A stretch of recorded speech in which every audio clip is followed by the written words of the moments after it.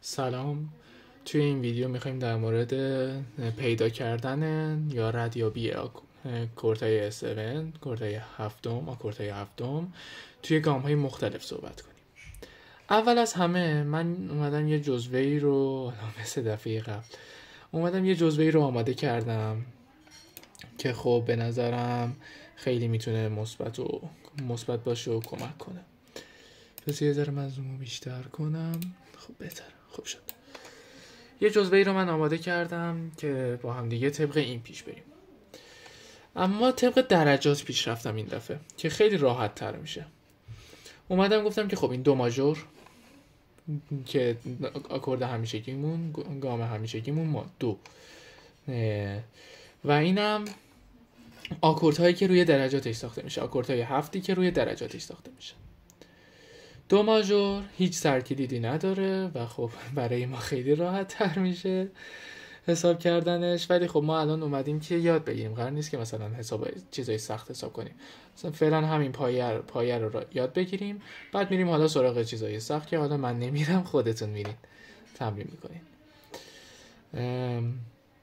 اینجا ما در درجه اول آکورد ماژور رو داریم، میجر 7، ماژور 7 که فواصلمون میشه بزرگ، کوچیک، بزرگ. توی درجه دوممون ما آکورد مینور داریم که میشه، که حالا فواصلش رو نیازه بگم، خودتون نیاز نیست بگم، خودتون حساب کنین اینا رو دیگه. من فقط اینا رو میگم، بعد میریم پیدا میکنیم. در درجه اول آکورد ماژور 7 داریم، درجه دوم مینور 7، درجه سوم هم مینور 7، درجه چهارم ماژور 7، درجه پنجم این مهمه، درجه پنجم دامینانت 7 رو داریم که اگر یادتون باشه توی این آکوردایی که من گفتم بهتون جلسه قبل که من در مورد آکوردها صحبت کردم، آکوردهای 7 صحبت کردم، گفتم این آکورد دامینانت 7 بر روی درجه پنجم یا گام ماژور ساخته میشه که دقیقاً اینجا بهش رسیدیم الان. خب این از این. درجه ششمش مینور 7 و درجه هفتمش 7 دیمینیشته. خب که از اول که یعنی ما درجه 1 و 4مون ماژور 7، 2 3 6مون مینور 7، 5مون دامینانت 7 و 7مون 7 دیمینیشته. خب حالا نچرال مینور طبیعی رو در نظر میگیریم یا مینور تئوریک، حالا فرقی نداره. اینجا ما درجه 1، 4، 5مون مینور 7، درجه 3 و 6مون ماژور 7 و درجه دوممون 7 دیمینیشته و درجه هفتممون دامینانت 7 که خب همین دیگه، چیز خاصی نیست. 1 4 5 مینور 7، 2 6 3 و 6 ماژور 7، دوم 7 عذر میخوام، آره درسته، دوم 7 دیمینیش و هفتم دامینانت 7. بعد اینجا حالا الان بعضیا میگن که مثلا چرا توی آکوردها نگفتی که مثلا این چه میدونم این آکورد دامینانت 7 توی درجه هفتم یه مینور پیدا نمیشه، توی فقط لزوما درجه پنجم ماژور پیدا میشه. خب الان چه فرقی داره؟ همونه دیگه. شما الان چه فرقی برات داره؟ واقعا انقدر برات راحت تره که بیای بگی که من اینا توی درجه هفتم یه مینور طبیعی پیدا کنم، که خب اصلا اینم چیز نیست، مرسوم یا درست نیست. حالا درستیشو خیلی کار ندارم، یا بهتره بگم نمیدونم، ولی مرسوم نیست حداقل که شما بیای از درجه 7 مینور طبیعی پیدا کنی. از درجه 5 مینور هارمونیک میتونی بیای پیدا کنی، ولی 7 مینور طبیعی نه. پیدا نکن دیگه، کار نداشته باش با اینا. خواستی برو پیدا کن، ولی درست نیست، جایی نگو اینا. اگر هم خواستی از این استفاده کنی جایی نگو، یا از این ماژوره یا از این مینور هارمونیک. خب که اصلا اسم این آکورد دامینانته، یعنی نمایان، همون هفتم نمایانی که گفتم نگین تو رو خدا اینو، این دامینانت 7، یعنی روی درجه دامینانت یک گام. حالا خیلی مهم نیست. میریم برای گام بعدی، گامی که همه این آکوردهای هفتمی که من درس دادم و توش داره و خیلی دوستش دارم. درجه اولمون مینور ماژوره، ماینر میجره. درجه دوممون هفت دیمینیشته. درجه سوممون اگمنتده. درجه چهارممون مینوره، مینور هفته. حالا اینا همشون هفتن دیگه، من دیگه نمیخواد بگم دیمینیش 7، هفت دیمینیش 7 و نمیدونم اگمنتد 7. مینور هفته، مینور 7، دامینانت 7، ماژور هفته، ماژور 7 و دیمینیش 7، هفتم کاسته. تنها گامیه که توش آکورد هفتم کاسته رو داره. یعنی هیچ کدوم از این گام های دیگه یه دونه هم هفتم کاسته ندارن، ولی این دوست عزیزمون داره. دمش گرم. خب دیگه، خب همین، این چیز خاصی نداشت دیگه. بعد میریم سراغ که گفتم دیگه درجه پنجم اینم با درجه پنجم ماژور یکی، حالا یکی دیگه، آره دقیقاً یکیه و آکورد دامینانت 7 از اینا پیدا میشه. میریم سراغ مینور ملودیک که این اسندینگی که نوشتم، یعنی بالا رونده صعودی و برعکسش میشه دیسندینگ که میشه نزولی. حالا اینم یه نکته جالبی بود، هیچ وقت قرار نیست استفادهش کنید، ولی حالا مینور ملودیک درجه یکم، سوم و پنجمش هیچ فرقی با مینور هارمونیک نداره. مینور ماژور، اگمنتد 7 و دامینانت 7. درجه دوم، چهارم، ششم و هفتمش تغییر میکنه. هفتمش چرا تغییر میکنه؟ چون که توی آکورد هفتم ما نوت درجه ششم گام رو داریم و بنابراین آکوردمون تغییر میکنه. آکورد درجه دوممون میشه مینور 7، درجه چهارممون میشه دامینانت 7، درجه ششممون میشه هفت دیمینیش و درجه هفتممون هم از دیمینیش میشه هفت دیمینیشت. این تمام چیزایی بود که یه آکورد، چی میگم آکورد، این تمام آکوردهایی بود که روی این 4 تا گامی که ما بلدیم و میشناسیم و حالا همیشه اکثرا قرار باشون کار کنیم پیدا میشن، که خب به نظرم اینو داشته باشین، جزوه خوبی میتونه باشه براتون. خب حالا الان بحث اصلیمون چیه؟ کار اصلیمون چیه؟ این که بیایم اینجا این آکوردها رو توی گام های مختلف پیدا کنیم. خب ماژور 7، ما آکورد ماژور 7 رو بیایم اینجا دونه دونه بشماریم ببینیم چند تا داریم. اصلا ببین یه چیزی که خیلی میتونه به ما کمک کنه اینی که ما بدونیم از هر آکورد توی گام ها چند تا داریم توی تمام این 4 گام. چرا؟ حالا بعضیا میگن 2 گام که حالا گام مینور خودش 3 تا بخش داره، ولی حالا 4 گام دیگه، حالا به هر حال مهم نیست. چرا؟ چون وقتی که ما ندونیم این چند تا آکورده چند تا توی گام های مختلف هست، نمیتونیم پیدا کنیم همشونو، که مثلا یکی یادمون میره، بعد مثلا همه رو حساب کردیم دو به شک میمونیم که آقا بازم هست نیست چیه فلانه. حالا خب ما ماژور رو، آکورد ماژور 7 2 تا ازش توی ماژورا داریم، یعنی درجه یکممون و درجه چهارممون توی گام های ماژور همین ماژور گام آکوردش میشه ماژور 7. توی مینورها درجه سوم و ششم و توی مینور هارمونیک درجه ششم رو داریم که با درجه ششم مینور طبیعی هیچ فرقی نداره، بنابراین لحاظش نمی کنیم. و توی مینور ملودیک هم هیچی نداریم، ممنونم. خب شد چند تا؟ یکی 2 تا 3 تا و 4 تا. ما 4 تا آکورد داریم که توی گام 4 تا گام داریم که آکورد ماژور 7 توشون پیدا میشه. الان ما دو ماژور 7 رو در نظر میگیریم. خب دو ماژور 7 توی دو ماژور هست، درجه یکمشه. درجه چهارم سل ماژوره.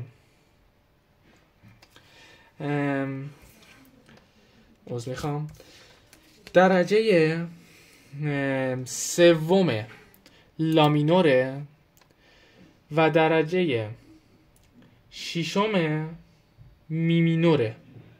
خب که اینجا من براتون نوشتم، اگه بتونم بیارمش.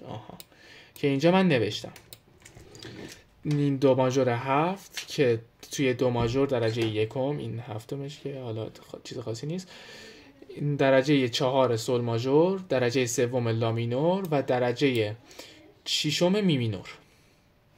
این شد از دو ماژور 7 که کلا 4 تا ازش توی گام های مختلف هست و خیلی حساب کردنش سخت نیست. میریم سراغ آکورد بعدی، دو مینور، یعنی حالا مینور 7 که من خیلی سر این اذیت شدم حقیقتا، خیلی زیاده نسبتا حالا به بقیه و مثلا همشون حالا تهش دیگه 4 تان 3 تان 2 تان، این 7 تا داره. همین این دو مینور 7 تا توی 7 تا گام پیدا میشه و خب سخت اذیت کننده است. 3 تاش توی ماژوره، درجه دوم سوم ششم. 3 تاش توی مینور طبیعیه، درجه اول چهارم و پنجم. توی مینور هارمونیک درجه جدیدی اضافه نمیشه که تازه یه دونه 2 تاش هم کم میشه، درجه 1 کم حذف میشه، درجه 5 هم حذف میشه، فقط 4 میمونه. توی مینور ملودیک یه دونه درجه دوم اضافه میشه که شد 1 2 3 4 1 کوشش 2 3 4 5 6 و 7 تا داریم از این گام. خب بیاین دونه دونه حساب کنیم. اول از خود مینورا حساب کنیم. به نظرم البته نبریم ماژور سختش. خب توی ماژور ما یه دونه باید درجه دوم این آکورد مینور 7 که داریم، درجه دوم یا گام ماژور میتونه باشه که درجه دوم سی بمول ماژوره. درجه سوم یا گام ماژور میتونه باشه که درجه سوم لا بمول ماژوره و درجه ششم ماژور یا گام ماژور که میشه می بمول ماژور. حالا مینور درجه یک خودش دو مینور ما داریم. البته الان من بگم ما داریم کوشش مینور 7 و دو مینور 7 رو حساب میکنیم و الان میگن که مثلا بقیه‌شون هم توی لا ماژور چی بود، سی بمول ماژور و لا بمول ماژور و می بمول ماژورن. نه اینا این دو بمول دو مینور 7 هی دارم چیز میکنم تو باق میدارم. دو مینور 7 توی این گام هست الان که داریم حساب میکنیم. پس شد سی بمول ماژور، لا بمول ماژور، می بمول ماژور. بعد اینجا دو مینور درجه حالا درجه چهارم میشه سل مینور و درجه پنجم میشه فا مینور. و حالا اینجا این درجه دومی که داریم میشه سی بمول مینور ملودیک که دوباره من اینا رو اینجا براتون نوشتمش.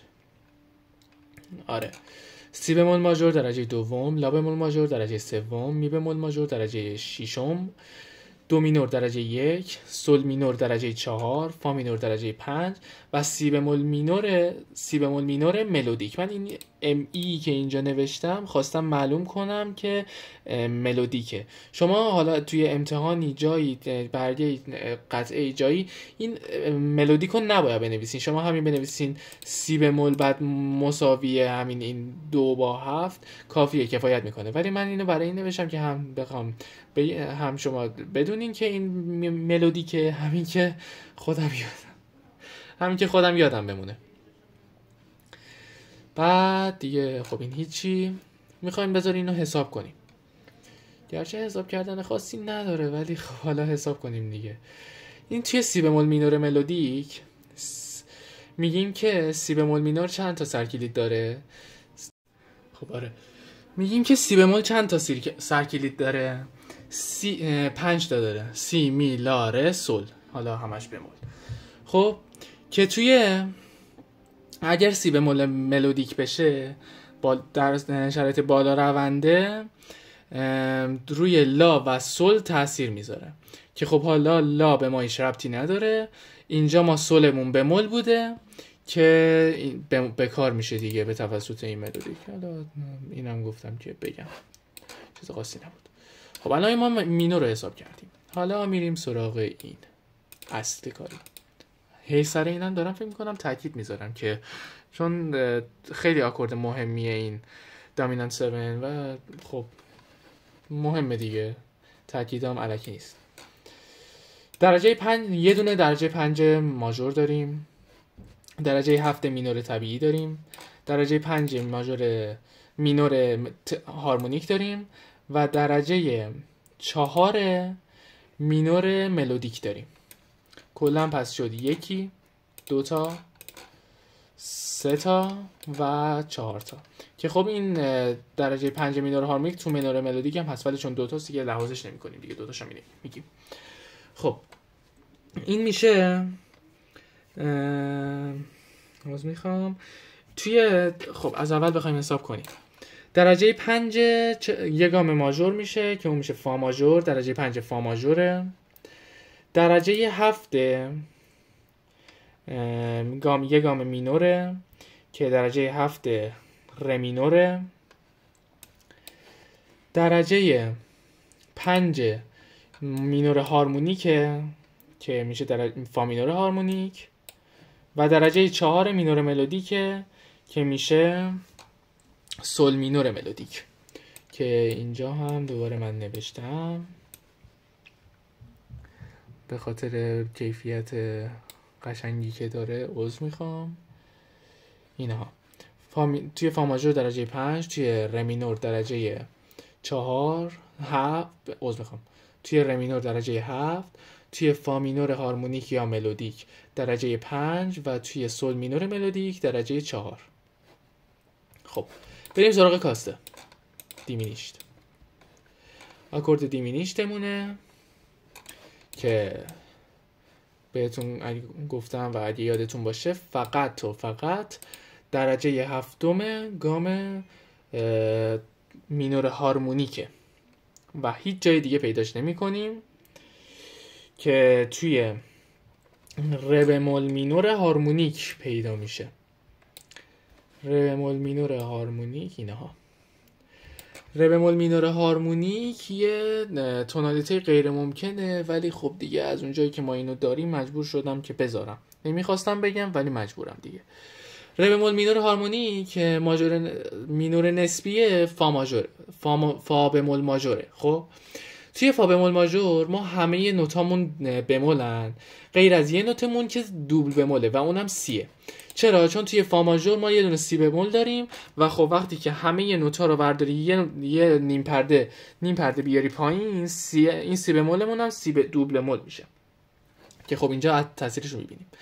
و توی ره بمول مینور هارمونیک ما سی بمول مونو داریم، همه چیز رو داریم، همه چیز بموله و این دویی که میبینین اینجا بمول نیست به خاطر هارمونیک بودنشه که ما توی ره بمول مینور هارمونیک درجه 7 چیه؟ 2 بمول که این پرده میره بالا، 2 به کار میشه و خب این دیگه این ساخته میشه دیگه، این گام آکورد ساخته میشه. بریم هفت مینیش. آکورد قشنگیه، حالا خیلی شاید صدای جذابی نداشته باشه برای بعضیه ولی من دوستش دارم. آکورد هفت مینیش رو ما توی ماژور درجه 7 مونه، توی مینور طبیعی درجه 2 مونه، توی هارمونیک درجه 2 که هست هیچی دیگه حسابش نمی کنیم و توی مینور ملودیک، اینو هارمونیک رو گفتم، اینو مینور هارمونیک بود که این دومش هست و توی مینور ملودیک این درجه 7 و 6 هفت مینیشتن. پس شد یه دونه، 2 تا، 3 تا و 4 تا. توی ماژور میشه ره بمول ماژور، مینورش توی گامای مینور طبیعی میشه سی بمول مینور، توی مینور هارمونیک هیچی همون سی بمول مینوره، و توی مینور ملودیک این درجه هفتمیه میشه ره بمول مینور ملودیک و این درجه شیشش میشه می بمول مینور ملودیک که اینجا دوباره بیارم اینها. ره بمول ماژور درجه 7، سی بمول مینور درجه 2، ره بمول مینور ملودیک درجه 7 و می بمول مینور ملودیک درجه 6. ره بمول مینور ملودیک دوباره مثل همین اینجا یه تونالیته غیر ممکنه، ولی خب اینجا ملودیکه و وقتی که ملودیک باشه علاوه بر اون دویی که به کار میشه درجه شیشمش که سی دو بمول بود نیم پرده بالا میره و بمول میشه و آکورد ما رو از دیمینیش 7 به 7 دیمینیش 7 تبدیل میکنه. اینجا هم می بمول مینور ملودیک که میشه سول بمول ماژور که حالا خیلی مهم نبود. 6 تا سرکلید داره که درجه ششم و هفتمش میشن ره و دو. ره به ما هیچ ربطی نداره، کاریش نداریم چون تأثیری نداره توی آکوردمون، و دوش که بمول بوده نیم پرده میره بالا. نمیدونم چرا اینجوری توضیح دادم ولی حالا الان هفتمینش رو گفتیم. حالا میریم سراغ اگمنتد. اگمنتد هم پسر خوبی بود، فقط یه دونه ازش بود که خیلی خوشحالم کرد از اینکه یه دونه بود، راحت بود حساب کردنش. درجه سوم مینور هارمونیک و ملودیک، هیچ جا دیگه نیست، فقط همینه که این دو اگمنتد 7 دو هفتم افزوده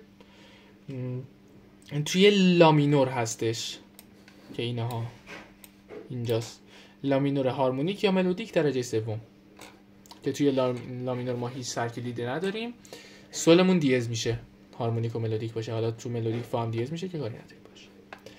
و آخری هم مینور ماژوره، ماینور میجره که دوباره مثل همون اگمنتد یه دونه هست ازش، اونم درجه 1 مینور هارمونیک و ملودیکه، همین فقط که خب درجه 1 دیگه، یعنی اسمش هم با همون روتش یکی میشه، با همون پایش یکی میشه، دو مینور هارمونیک یا ملودیک، همین. و این شد تمام چیزی که ما توی بحث پیدا کردن آکوردهای هفتم آکوردهای هفتم نیاز داریم. تمام آکوردهای هفتم توی تمام گام‌های مختلف، ماژور 4 تا، مینور 7 تا، حالا هفتمشون رو دیگه نمیگم دیگه، ماژور 7 مینور 7، ماژور 4 تا مینور 7 تا، دامینانت 7 4 تا، دیمینیشت یه دونه.